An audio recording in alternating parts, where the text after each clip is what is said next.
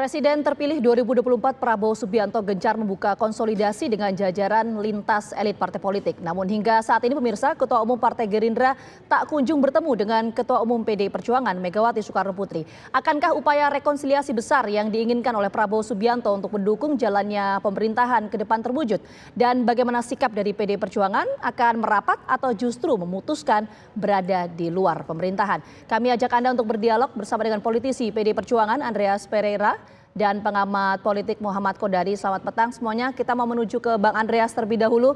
Bang Andreas, kalau kita mendengarkan pernyataan disampaikan oleh Mas Ganjar sebagai kader PDI Perjuangan, menyampaikan bahwa kecenderungan dari PDI Perjuangan akan berada di luar pemerintahan. Pernyataan Mas Ganjar ini apakah merepresentasikan sikap politik pribadi Mas Ganjar atau merepresentasikan sikap politik dari Bu Mega selaku Ketua Umum PDI Perjuangan?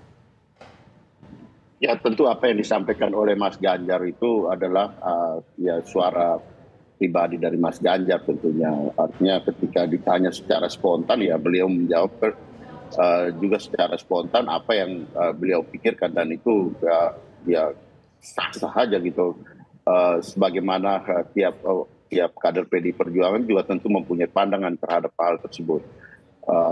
Tapi ya sebagai sikap politik partai, ya tentu nanti baru kemudian disampaikan, dalam arti bahwa ya PDI Perjuangan itu berada di dalam atau di luar pemerintahan itu bukan hal yang baru gitu. Dan ya seperti yang saya sampaikan sebelumnya, kalau ya berada di dalam hanya untuk mengejar kursi, buru-buru kita ini mengejar kursi, saya kira juga bukan karakter PDI Perjuangan seperti itu gitu. Oleh karena itu ini tentu perlu dipertimbangkan, dibicarakan, dan sebagaimana yang sudah disampaikan secara resmi oleh DPP bahwa itu akan mendengar dari unsur-unsur kader-kader partai struktural. Dan pada bulan Mei nanti PDI Perjuangan akan melakukan rakernas, rapat kerja nasional. Oke, nanti sikap politik resmi dari PDI Perjuangan akan disampaikan ketika rakernas Mei mendatang. Tapi begini Bang Andreas, kok tadi Bang Andreas menyampaikan bahwa apa yang disampaikan oleh Mas Ganjar ini adalah sikap politik pribadi dari Mas Ganjar. Tapi suasana kebatinan atau sikap internal dari grassroots PDI Perjuangan, apakah memang kecenderungannya ada atau menyarankan untuk oposisi semuanya bersikap sama, atau sebetulnya terbelah, terjadi friksi di internal? Bang Andreas, ada yang menginginkan oposisi, yang menginginkan berada di pemerintahan? Ya, kita ini berpikir bahwa seolah-olah ya semuanya harus ada di dalam pemerintahan. Kalau tidak di pemerintahan itu kayak seperti bencana politik buat partai. Saya kira bukan seperti itu gitu. Dalam arti apa? Ya pemilihan presiden sudah selesai gitu. Ya, dan partai-partai tentu mempunyai hak untuk menyampaikan, mempunyai posisi untuk menyampaikan. Ya, buat PDI Perjuangan juga ini adalah ya waktu untuk kemudian mempertimbangkan itu.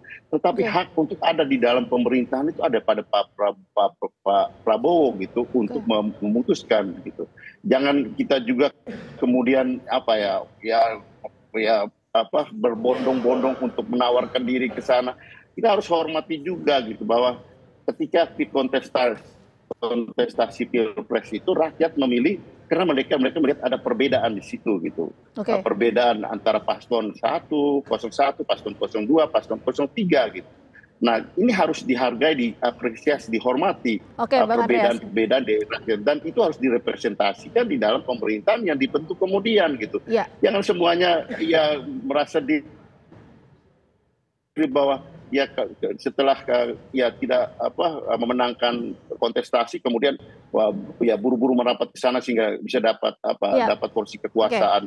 Ya ini yang orang bilang namanya politik dagang sapi, itu ya seperti ini. Oke, Bang Andreas, tapi singkat sebelum kita menuju ke Bang Kodari, artinya suara di internal PDI Perjuangan ini apakah terpecah? Ada yang menginginkan oposisi, ada yang menginginkan kepemerintahan? Nggak ada terpecah. Ini belum diputuskan kok. Oke. Berarti tidak ada ya perpecahan atau friksi di internal PDI Perjuangan.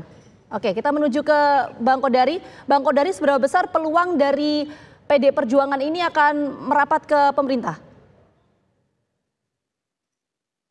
Saya kira kalau berdasarkan indikator-indikator yang sudah disampaikan oleh Hanta Yuda ya di pembukaan acara ini, Mungkin ditambah dengan kalau tidak salah fakta bahwa sudah lebih dari setahun, bahkan mungkin setahun setengah, Pak Prabowo nggak ketemu dengan Ibu Megawati secara personal, dan sampai sekarang belum ada sinyal-sinyal di PDI Perjuangan, gestur-gestur seperti yang kita baca dari Partai Nasdem misalnya, maka peluang bergabungnya PDI Perjuangan ke pemerintah itu saya kira mungkin 1% kali ya, 1%, untuk menggambarkan sebuah ilustrasi bahwa memang tondo-tondonya itu semua mengarah kepada PDI Perjuangan berada di luar pemerintahan.